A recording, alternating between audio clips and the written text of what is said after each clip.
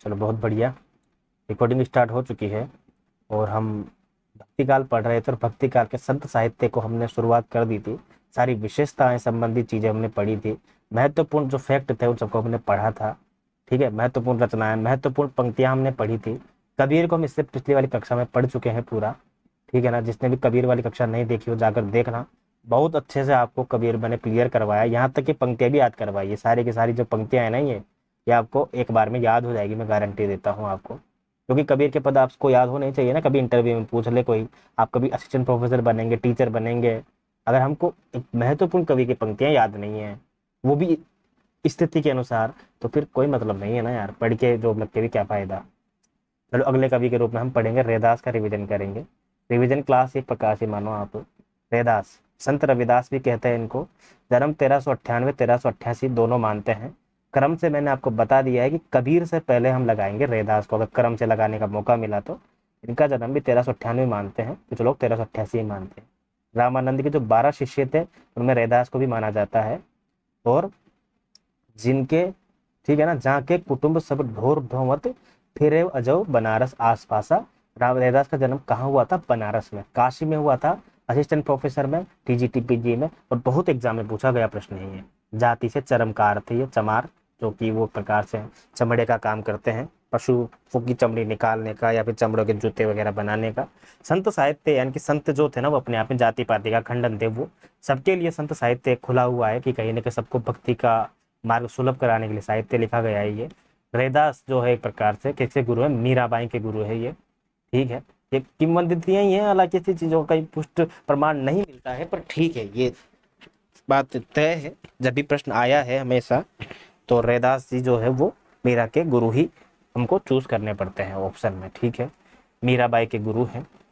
आक्रोश की जो भावना है ना, वो कबीर से कम है, अर्थात बहुत सरल भाषा है, ऐसा कुछ नहीं है। आक्रोश की भाषा जो है संत साहित्य में सिर्फ और सिर्फ कबीर में मिलती है। कभी ऑप्शन आ जाए कि संत साहित्य की भाषा आक्रोशित वाली भाषा है, गलत लगा देना, नहीं है।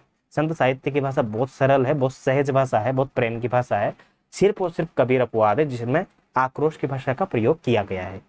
साधु संप्रदाय, कभी पूछ ले आपसे किससे संबंधित है, बोला साधु संप्रदाय जो है रैदास से ही संबंधित है, रैदास जी से। साधु संप्रदाय, गुरु ग्रंथ साहिब जो है, गुरु ग्रंथ साहिब में जो है, जो सिखों का बहुत प्रमाणिक और बहुत ही प्रिय ग्रंथ है, जिस मतलब धार्मिक ग्रंथ है, उसमें गुरु गोविंद साहब के भी यानी कि रैदास जी के भी 40 पद हमको मिलते हैं। इंपॉर्टेंट है ये भी। अब देखो, कभी रैदास के बारे में कभी कोई पंक्तियां पूछ ले, तो पंक्तियां जो है वैसे हमेशा 100 में से 1000 मतलब 98 बार तो जो है ये पंक्तियां पूछता है। प्रभु जी तुम चंदन हम पानी, है ना, किसकी है ये? रैदास की। लेकिन फिर भी पूछ ले तो ये पंक्तियां कहाँ से शुरू होती है? अब कैसे छूटे राम नाम रट लागी, प्रभु जी तुम चंदन हम पानी, यहाँ से शुरू होती है ये पंक्तियां। तो ये भी याद कर लेना। थावर जंगम कीट पतंगा पूरी रयो हरि राई। तो थावर जंगम कीट पतंगा, अब मैंने आपको ट्रिक बताई थी ना कि ये चर्मकार थे और कीड़े मकोड़े या फिर पशुओं को जो है एक प्रकार से उनको चमड़ी निकालने का काम करते थे। तो यहाँ से आप थोड़ा सा कनेक्ट कर लेना कीट पतंगा से। और ये पहली पंक्तियां तो मैं आपको बता चुका हूँ। हाँ, जाके कुटुंब सब ढोर ढोवर, ढोर मतलब होता है एक प्रकार से पशुओं की लाश या पशुओं, मरे हुए पशुओं को। अगला है गुरु नानक साहब। ठीक है, गुरु नानक देव 1469, बहुत इंपॉर्टेंट है, प्रमाणिक है। इनका समय 1469 में हुआ है। तलवंडी गांव में हुआ है, तलवंडी गांव पंजाब में इनका जन्म हुआ है। ठीक है, और सिखों के प्रथम गुरु है ये। इसके अलावा दो पुत्र हैं इनके, लक्ष्मी चंद और श्री चंद। श्री चंद का 1000 बार प्रश्न पूछा गया है कि शर चंद जो है किस संप्रदाय के प्रवर्तक है? उदासी संप्रदाय के प्रवर्तक है, उदासी श्री चंद। ठीक है, इनके पिताजी कौन है? गुरु गोविंद सिंह के कौन है? कालू चंद। गुरु नानक देव है ना, गुरु नानक देव के, गुरु नानक देव के गुरु हैं कालू चंद, और माता है सुलक्षणी। भेदा भेदवादी संत, जब हम पढ़ते हैं ना अद्वैतवाद, द्वैतवाद, ठीक है, शुद्ध अद्वैतवाद, और इसके अलावा विशिष्टाद्वैतवाद, तो वैसे एक भेदा भेदवाद भी होता है ना, भेदा भेदवादी संत है। कौन है ये? गुरु नानक जी। अद्वैतवाद, द्वैतवाद, शुद्धाद्वैतवाद, विशिष्टाद्वैतवाद सब मैं बताऊंगा, समय आने दो, सब मैं बताऊंगा। ठीक है ना। जपू जी, असा दीवार, सोहिला, नसीहत नामा, रही रास, ये गुरु नानक देव की रचना है ये, जिसमें सबसे ज्यादा बार पूछी गई है जपू जी। इंपॉर्टेंट हो जाएगी। ठीक है, जपू जी नानक दर्शन का सार ग्रंथ है। और परिवारवादी संत है ये। परिवारवादी मतलब महिलाओं के लिए भी लिखा है, बच्चों के लिए भी लिखा है इन्होंने, और सबके लिए अच्छे भाव के साथ लिखा है इसने इन्होंने, ठीक है ना। इसलिए गुरु ग्रंथ साहिब में इनके भी पद हैं, और गुरु नानक जी को हमने पढ़ा, ये इंपॉर्टेंट इनकी रचनाएं, असादीवार, सोहिला, नसीहतनामा, जपू जी, ठीक है ना। भेदा भेदवादी संत है, उदासी संप्रदाय इनके पुत्र का है, सिखों के प्रथम गुरु दादू दयाल, वेरी वेरी इंपॉर्टेंट।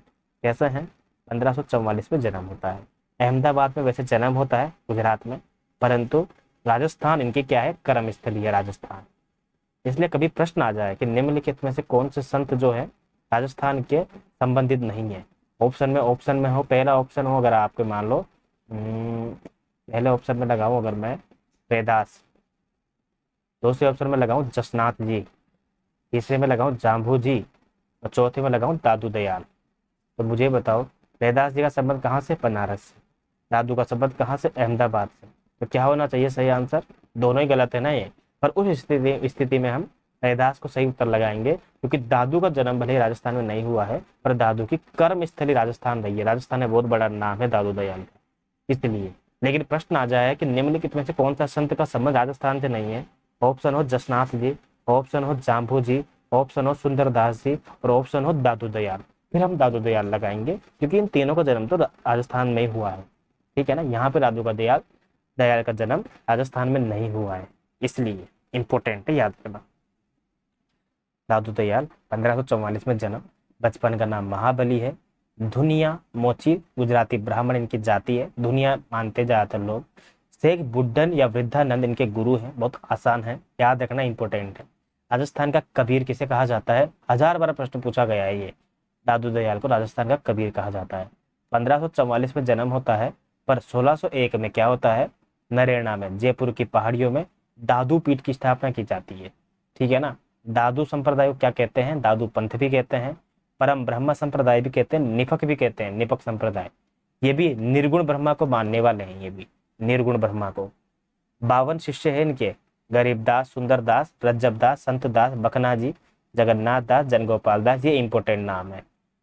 दादू दयाल शिष्य को क्या बोलते हैं, थाम्बे, थाम्बे बोलते, थाम्बे, ये याद रखना, थाम्बे, ठीक है ना। अंगवधु रचना है इनकी, रज्जब ने इसका संपादन किया है। दादू दयाल की रचनाओं का संकलन किसने किया है, रज्जब ने, अंगवधु में, याद रखना अभी। जबकि संत दास और जगन्नाथ दास ने भी, जो इनके गुरु है, हरडे वाणी के नाम से दादू दयाल की रचनाओं का संपादन हरडे वाणी के नाम से किसने किया है, संत दास और जगन्नाथ दास ने। दादू दयाल की अन्य रचनाएं काया बेली, ठीक है ना, काया बेली नाम है ये। अकबर ने काया बेली से ही प्रभावित होकर क्या किया, गोवध को निषेध कर दिया था। अकबर ने ही काया बेली से प्रभावित होकर गोवध को निषेध कर दिया था। अलख दरीबा, बोला दादू संप्रदाय में अलख दरीबा क्या है, जहाँ पे सत्संग करते हैं, आओ मिलते हैं भैया, अलख दरीबा में मिलते हैं, सत्संग स्थल है। सत्यराम, सत्यराम या सतराम कहकर क्या करते हैं, वो अभिवादन करते हैं, मिलते हैं। दादू दयाल नाम से सिंगल पुस्तक मिलती है परशुराम चतुर्वेदी की। आत्मसमर्पण, प्रेम भावना की प्रधानता, आचरण की पवित्रता, वाद विवाद की प्रवृत्ति का अभाव। अगर वाद विवाद मिलता है तो आक्रोश की भाषा मिलती है, पर आक्रोश की भाषा तो मैं बता चुका हूँ, कबीर की यहाँ ही मिलती है बस। उसके बाद सब कवियों ने सरल और सहज भाषा का प्रयोग किया है। चेतावनी जरूर मिलती है, पर वाद विवाद नहीं मिलता है ना। इसलिए इनका पंक्तियां भी मिलती है कि भाई रे ऐसा पंथ हमारा, ना काहू से बैर ना काहू से विवाद, अपना मस्तक काट के वीर हुआ कबीर। कबीर की बहुत प्रशंसा की है दादू ने। ये पंक्तियां आ जाए तो कबीर मत लगा देना आंसर में, क्योंकि ये पंक्तियां किसकी है, दादू दयाल की, अपना मस्तक काट के वीर हुआ कबीर, ठीक है। गृहस्थ, गृहस्थ का सम्मान, अर्थात ऐसा नहीं कि तुम शादी नहीं कर सकते, कर सकते हैं बिल्कुल। दादू दयाल जो है वो शादी शुदा खुद भी थे, और दादू दयाल शादीशुदाओं का सम्मान करते थे। निर्गुण ब्रह्मा को कियो समाधु, तब ही चले कबीरा साधु।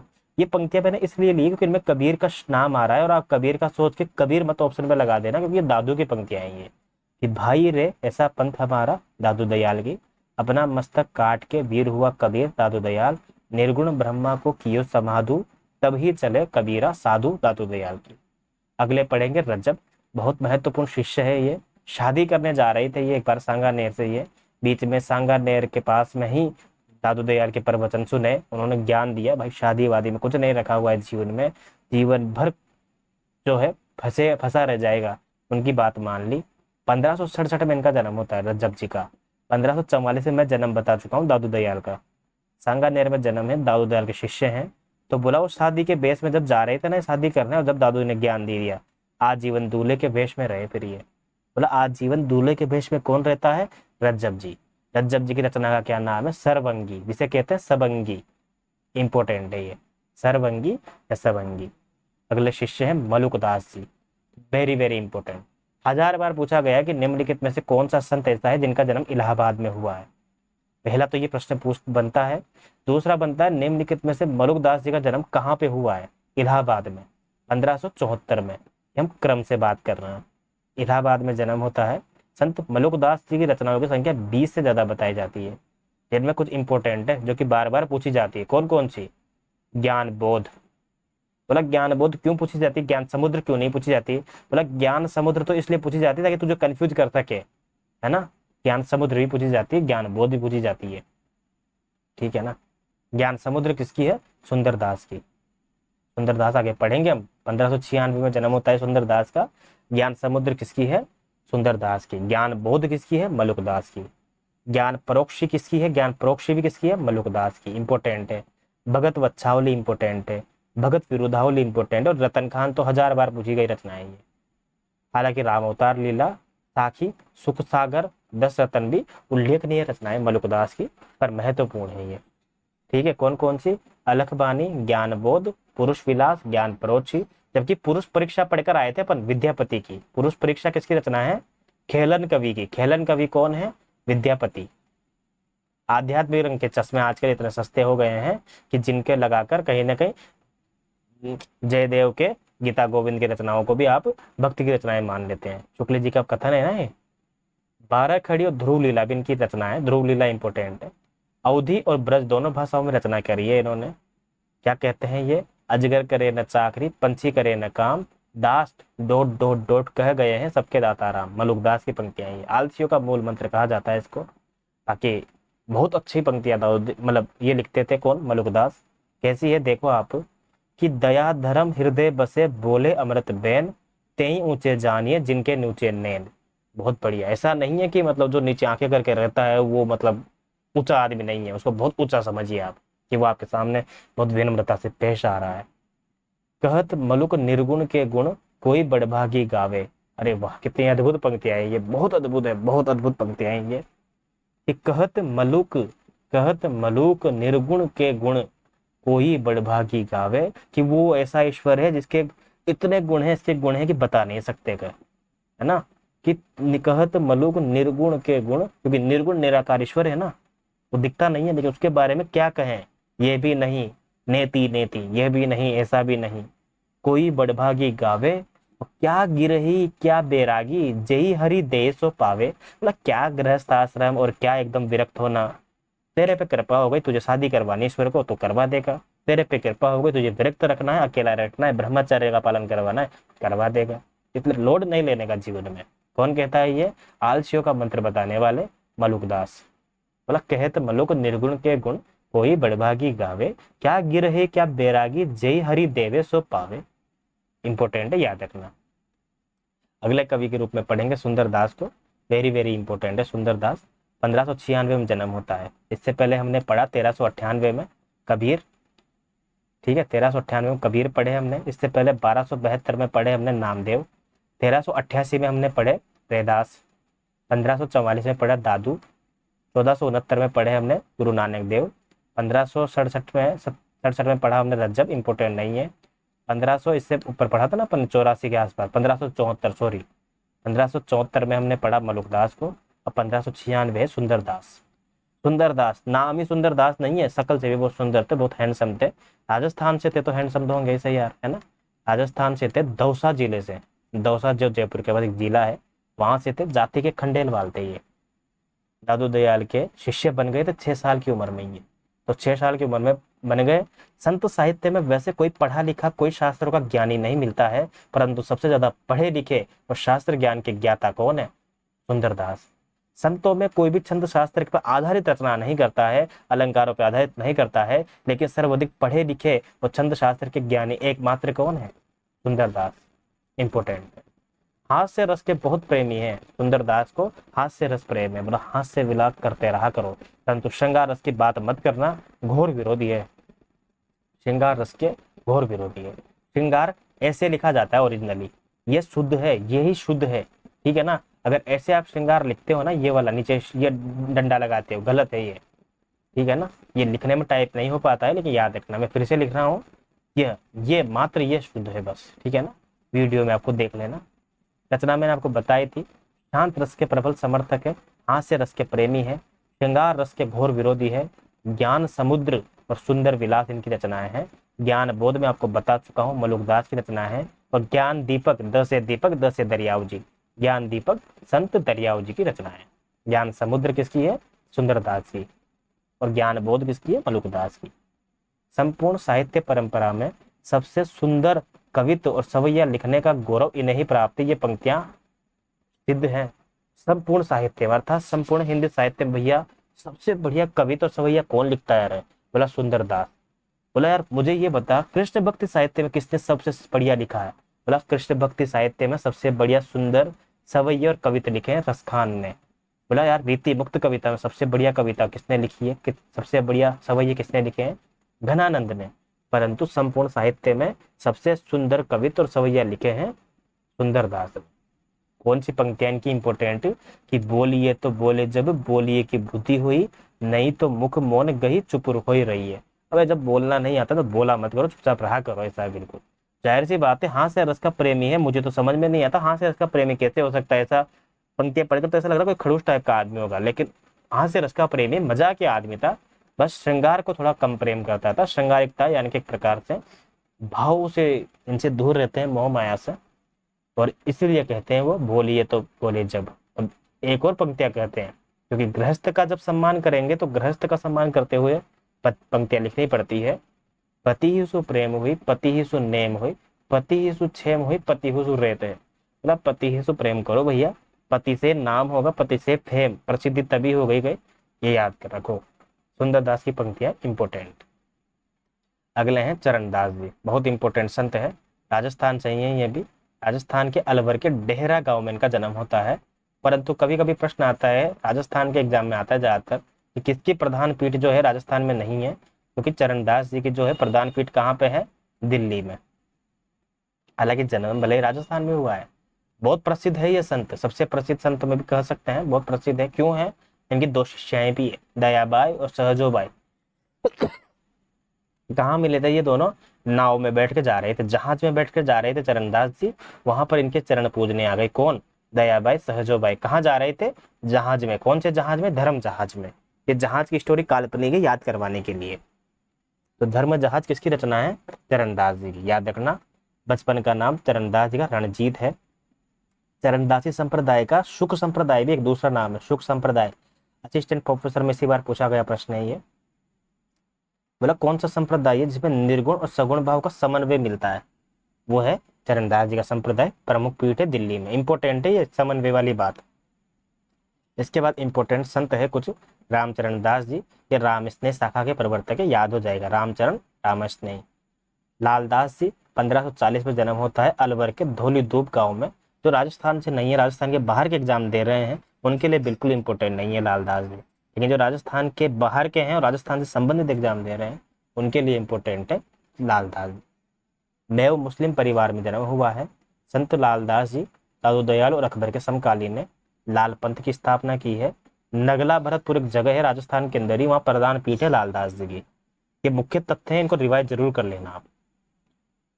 हरिदास निरंजनी, हरिदास मतलब निगाहें मिलाने को जी चाहता है, नी से मतलब निरंजनी, गा से गाढ़ा, ह से हरिदास निरंजनी, ठीक है। नागौर राजस्थान में जन्म होता है 1455 में। और कौन से संत है जिनका राजस्थान के बाहर उड़ीसा से संबंध है? उड़ीसा से संबंध है हरिदास निरंजनी का। नाथों और संतों के बीच की कड़ी कहा जाता है इनको, वेरी वेरी इंपॉर्टेंट है ये।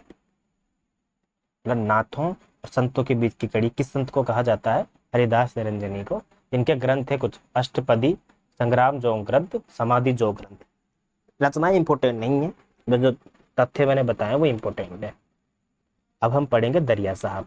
अब देखो दरिया साहब एक हो चाहे दो हो, हमको क्या मतलब है, हमको तो रचना पूछेगा, बोला ज्ञान दीपक किसकी है, बोला दरिया साहब की। अब ये तो पूछेगा ही नहीं, बोला दरिया साहब कौन सा, इंग्लैंड वाला, पाकिस्तान वाला, फ्रांस वाला, चाइना वाला, है ना। इसी प्रकार आप याद रखना कि दरिया साहब वैसे तो दो हुए हैं, एक तो मारवाड़ में और एक बिहार में, ठीक है ना। परंतु हमको तो उनकी रचनाएं याद करनी है, वो भी एक, ज्ञान दीपक, बस याद रखना, ठीक है ना। जैसे राजस्थान का कबीर किसे कहते हैं, राजस्थान का कबीर कहते हैं दादू को, उसी प्रकार जो दरिया साहब है उनको दादू के अवतार माने जाते हैं एक तो, और एक कबीर के अवतार माने जाते हैं। तो दादू के अवतार कौन माने जाते हैं, जो मेवाड़ के, मारवाड़ के हैं सॉरी, और जो बिहार के हैं उनको कबीर का अवतार माना जाता है, याद रखना दरिया साहब। अभी भी तो वायरल होता है ना ट्विटर वगैरह पे, संत रामपाल जी, बोला कबीर के अवतार है ये, ईश्वर के प्रसिद्ध अवतार और वर्तमान में यही ईश्वर है, ऐसे चलता है ना। धर्मदास जी अगले हैं, धर्मदास जी। आपको पता होगा बीजक का संकलन इन्होंने किया है, बीजक किसकी रचना है, कबीर की, ठीक है। धर्मदास जी का जो आत्मकथा है वो अमर सुख निधान, धर्मदास जी का जीवन चरित्र इस रचना में मिलता है, अमर सुख निधान नाम से रचना। संत धन्ना, वेरी वेरी इंपॉर्टेंट है ये, कैसे है ये, धन्ना का जन्म टोंक जिले में होता है राजस्थान में, धुवन गांव के एक जाट परिवार में 1415 में, ठीक है। रामानंद के शिष्य थे, क्योंकि रामानंद के 12 शिष्यों में इनका भी तो नाम आता है, धन्ना का, पीपा का, ठीक है, नरहरियानंद, अनंतानंद, कबीर बचपन से ही भक्तवन भक्ति में लीन हो गए। संत परंपरा की शुरुआत जो है राजस्थान में धन्ना जी से ही मानी जाती है, संत परंपरा की भाई शुरुआत कर दी इन्होंने, ठीक है ना, वही बहुत पहले, क्योंकि विधिवत मतलब इसके बाद तो लाइन ही लग गई यार, तब है विधिवत शुरुआत मानते हैं राजस्थान में जाम्बो जी से, जबकि संत परंपरा की शुरुआत राजस्थान में धन्ना जी से मानते हैं, जबकि विधिवत शुरुआत मानते हैं जाम्बो जी से। गुरु ग्रंथ साहिब में इनके भी 4 पद हैं, 40 पद हम पढ़कर आए थे पर रैदास के, वैसे इनके भी 4 पद हैं। पीपा, प्रताप सिंह खींची, पहले राजा थे, प्रताप सिंह खींची जो थे राजा थे, झालावाड़ गागरोड में, झालावाड़ मेरे यहाँ पास में जिला है निकटवर्ती, यहाँ के राजा थे ये, 1425 में जन्म होता है इनका झालावाड़ में, राजा प्रताप सिंह इनका ओरिजिनल नाम था। गागरोन के शाक्त राजा थे, संत कवि थे, भक्ति आंदोलन के प्रमुख संतों में से एक है। गुरु ग्रंथ साहिब में इनका भी एक पद मिलता है। संत सेन इतना सा ही है कि रामानंद के शिष्य हैं ये भी, और गुरु ग्रंथ साहिब में इनका भी एक पद मिलता है। अब कुछ इंपॉर्टेंट तथ्य हैं जो कि संत साहित्य से संबंधित है, ये हम यहाँ पढ़ेंगे तो हमारा काम चल जाएगा, और फिर आगे हम क्या करेंगे एक प्रकार से वो पढ़ लेंगे, सूफी साहित्य शुरू कर देंगे, ठीक है ना। तो मुझे लगता है संत साहित्य खत्म कर देता हूँ आज मैं यही, ठीक है ना। थोड़ा फास्ट लग रहा हो तो मुझे बता देना, रिकॉर्डिंग में जो है वो आपको डाल दूंगा, तब देख लेना, ठीक है ना। अब देखो अन्य तथ्य जो है इंपॉर्टेंट है कि बावरी साहिबा ने बावरी पंथ की स्थापना की है, ठीक है ना, बावरी साहिबा ने, जबकि ग्यारह साहब और पलटू साहब इसी पंथ के अनुयायी है। तो पूछ सकता है ना कभी कभी, पहला प्रश्न तो ये बनता है कि निम्नलिखित में से कौन सा संत कहाँ का है, दूसरा प्रश्न बनता है कि निम्नलिखित में से कौन सा संत राजस्थान का है या नहीं है, ये बनता है। तो बावरी साहिबा ने जो है बावरी पंथ की स्थापना की, और पलटू साहब का संबंध किससे है, बावरी पंथ से है। जन जीवन दास, जग जीवन दास जो है सतनामी संप्रदाय के प्रवर्तक हैं, जग जीवन दास इंपोर्टेंट है, ये 1000 बार पूछा गया है, ये तथ्य याद ही रखना आप। जग जीवन दास सतनामी संप्रदाय के प्रवर्तक है, सतनाम जग जीवन दास, प से प्राणनाथ, प से प्रणामी, ठीक है, प से प्राणनाथ, प से प्रणामी, ध से धामी, प्रणामी धामी, अगर पूछ लिया जाए जगजीवन दास तो सतनामी संप्रदाय लगा देना। सीधा सीधा पूछता है भाई, ऐसे कोई युग्म बना के नहीं देता है कोई भी, ऐसे मतलब क्या बोलते ग्रुप में नहीं पूछता, सीधा सीधा पूछता है ये कि प्रणामी संप्रदाय के प्रवर्तक कौन है, प्राणनाथ जी। सतनामी संप्रदाय के प्रवर्तक कौन है, जगजीवन दास जी। कुजलम स्वरूप जो है प्रणामी संप्रदाय का आधारभूत ग्रंथ है, जैसे होता है ना हिंदुओं में गीता है, मुसलमानों में कुरान है, ऐसे विभिन्न विभिन्न संप्रदायों में विभिन्न विभिन्न ग्रंथ होते हैं। कुजलम स्वरूप जो है वो प्रणामी संप्रदाय का आधारभूत ग्रंथ है, कुजलम स्वरूप। तुलसी साहब भी हुए हैं, तुलसीदास अलग है, तुलसी साहब अलग है, उनकी एक पुस्तक है बहुत फेमस, घट रामायण, वेरी वेरी इंपॉर्टेंट है, ये 1000 बार पूछी गई है। तुलसी साहब वो है जिन्होंने आवा पंथ की स्थापना की, आवा पंथ की, इंपॉर्टेंट है ये भी। अब जैसे हमने गुरु नानक देव पढ़े, वैसे गुरु अर्जुन देव भी हैं जो कि सिखों के 5वें गुरु थे, और सर्वश्रेष्ठ कवि कहा जाता है इनको, कवि, सर्वश्रेष्ठ गुरु नहीं कहा मैंने, सिखों के पहले गुरु गुरु नानक देव 1469 में, जपूजी, असा दीवार, नसीहतनामा ये मैंने बता दिया आपको, सोहिला वगैरह। 5वें गुरु है गुरु अर्जुन देव, 1604 में जन्म होता है। गुरु ग्रंथ साहिब का संकलन इन्होंने ही किया है। जबकि गुरु गोविंद सिंह कौन है, सिखों के 10वें गुरु, अंतिम गुरु, 1666 में जन्म होता है ननकाना गांव में, इसलिए इनको कहते हैं ननकाना साहब। ननकाना साहब अलग है, याद रखना आप बिल्कुल। माता पिता कौन है इनके? गुरु तेग बहादुर, और माता का नाम है गुजरी। वो कालू चंद अलग है, कालू चंद जी जो है गुरु नानक देव के पिताजी हैं, कालू जी, ठीक है ना। और गुरु तेग बहादुर किसके पिताजी हैं? गुरु गोविंद सिंह के। इनके 4 साहिबजादे थे, अजीत सिंह, जुझार सिंह, जोरावर सिंह और फतेह सिंह, जिन्होंने युद्ध करते हुए अपने प्राण न्यौछावर कर दिए थे कहीं ना कहीं।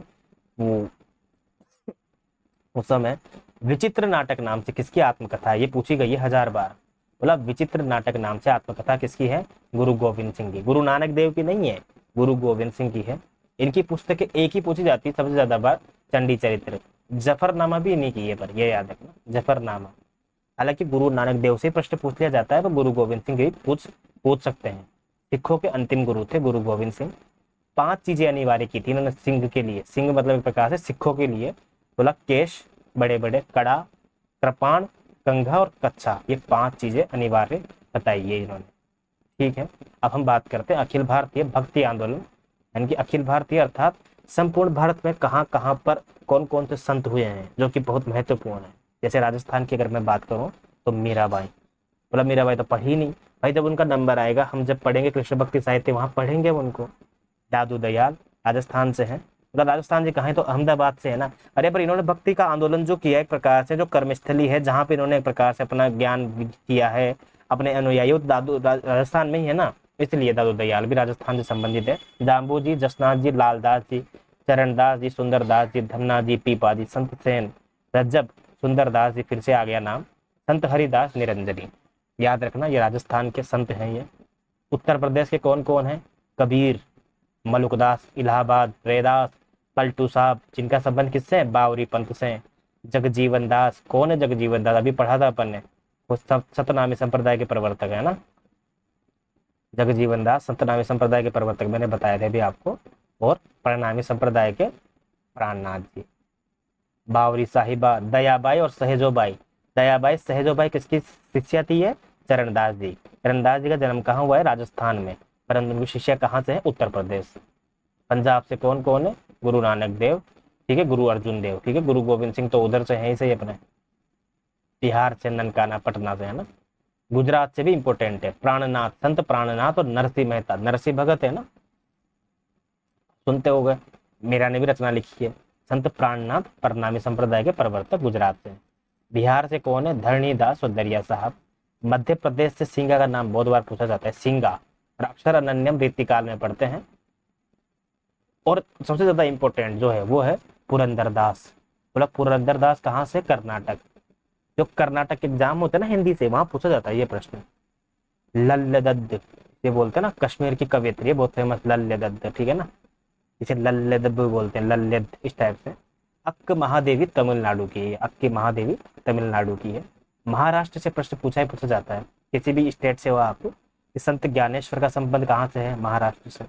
वारकरी संप्रदाय के संत जो है वारकरी, जिसे विठोबा भी बोलते हैं ना, वारकरी एक प्रकार से है, जब वो होते हैं ना विठलनाथ की पूजा करते हैं भगवान की, और जो छोटे सा एकदम बिल्कुल आपने देखा होगा जिसमें छोटी सी गोल टोपी लगाते हैं, मतलब जो महाराष्ट्र की विशेष वेशभूषा में है ना, उनके बोलते हैं वारकरी, छोटे से नन्हे से लगते हैं। और वैसे हमने देखा होगा, आप कभी गूगल करना वारकरी, ठीक है, एक बार तो आपको पता चलेगा। कहाँ से ये? संत नामदेव, ये भी महाराष्ट्र से है। संत तुकाराम। बंगाल से संबंध किनका? चैतन्य महाप्रभु का। चैतन्य महाप्रभु कहाँ से है? बंगाल में। उड़ीसा से कौन है? चंडीदास जी, उड़ीसा से। ये हमने पढ़ा अखिल भारतीय भक्ति आंदोलन, कहाँ कहाँ से कौन कौन से कोने से कौन कौन से संत है। संत साहित्य की संपूर्ण विशेषता हमने पढ़ी, कोई विशेषता आपसे छूट न जाए इसलिए हमने औरों के साथ तुलना करके पढ़ा। हर कवि को पढ़ा जो भी संत साहित्य फेमस है, और उनकी विशेषताएं पढ़ी, उनकी महत्वपूर्ण रचनाएं पढ़ी हमने, महत्वपूर्ण पंक्तियां हमने पढ़ी, जहां याद करवाने की जरूरत थी वहां याद भी करवाई हमने। क्लास अच्छी लगी हो तो कमेंट जरूर करना, लाइक कर देना, दोस्तों के साथ शेयर जरूर कर देना। कोई भी डाउट हो तो प्रश्न जरूर कर लेना। मिलते हैं अगली क्लास में, सूफी साहित्य पढ़ेंगे अगली क्लास। धन्यवाद।